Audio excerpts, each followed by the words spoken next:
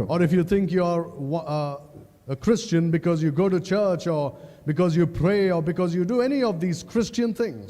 మరి మీరు క్రమం తప్పకుండా మరి మీరు సంఘానికి హాజరు కావడము, మరి ప్రార్థన చేయడము, మరి బైబిల్ చదవడం, ఈ పనులు చేసినంత మాత్రాన మీరు క్రైస్తవులని అనుకుంటే మీరు పొరపడుతున్నట్టు. You're not a Christian because you're baptized. మరి మీరు బాప్తిస్మం పొందినంత మాత్రాన మరి మీరు క్రైస్తవులు car. The only way a person gets into Jesus Christ is by faith in him and in what he did on the cross for their sins. మరి మీరు ఎప్పుడు క్రైస్తవులు అవుతారంటే మరి ఆయన శిలువ పైన మరి మీ కొరకు చేసినటువంటి బలియాగమును మీరు విశ్వసించినప్పుడే మరి మీరు క్రైస్తవులు అవుతారు. So if you think you're a Christian because you've done some of these other things, then you are worshiping a false god. మరి మీరు ఈ ఆచారపరంగా మరి వస్తున్నటువంటి విషయాలను మరి మీరు చేయడం ద్వారా మీరు క్రైస్తవులని మీరు అనుకుంటే మీరు తప్పుడు అవగాహన కలిగి ఉన్నారు.